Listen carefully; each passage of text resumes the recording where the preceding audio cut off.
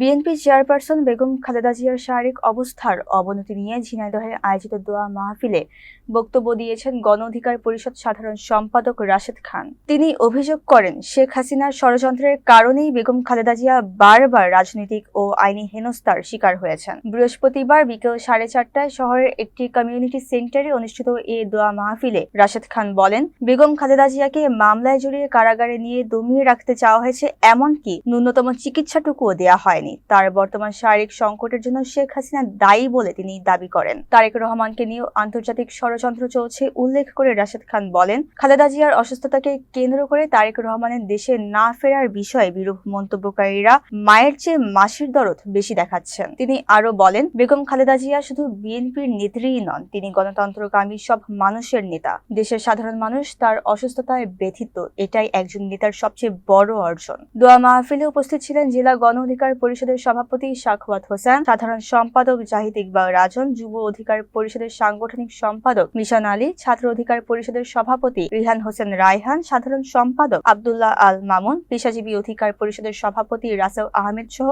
দলীয় নেতাকর্মী ও মাদ্রাসা ছাত্ররা। আমরা সবাই আল্লাহর কাছে আমরা নামাজ পড়ে দোয়া করব।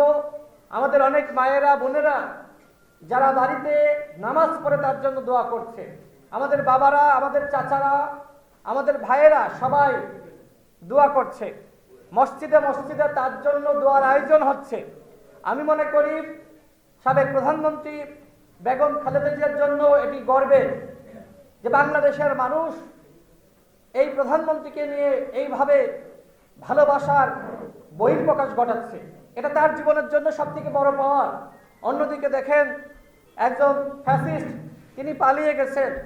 আজকে মানুষ মসজিদে মসজিদে সেই ফ্যাসিস্টের বিরুদ্ধে ঘৃণা প্রকাশ করছে এবং আল্লাহর কাছে সবাই শুকরিয়া জানাচ্ছে যে আল্লাহ, তুমি আমাদেরকে জালিমের হাত থেকে রক্ষা করেছো। সেই জালিম আজকে দিল্লিতে পলাতক, তার জন্য দোয়া করার, কথা বলার লোক খুঁজে পাওয়া যাচ্ছে না।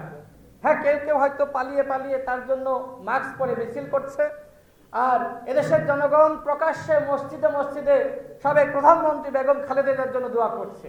এইটাই হলো সাবেক প্রধানমন্ত্রী বেগম খালেদা জিয়া এবং শেখ হাসিনার মধ্যে পার্থক্য। তিনি অসুস্থ, আমি বিশ্বাস রাখি তিনি ফিরে আসবেন, তিনি ফিরবেন এবং আগামী নির্বাচনে তিনি জাতির অভিভাবক হিসেবে দায়িত্ব পালন করবেন এবং তার পুত্র সন্তান বিএনপির ভারপ্রাপ্ত চেয়ারম্যান জনাব তারেক রহমান, তিনি তার বাবার যে স্বপ্ন ছিল, তিনি সেই স্বপ্ন পূরণে দ্রুত সময়ের মধ্যে দেশে ফিরবেন এবং সেই ফেরা অবশ্যই নির্বাচনের আগেই হবে, এইটাও আমরা বিশ্বাস করি।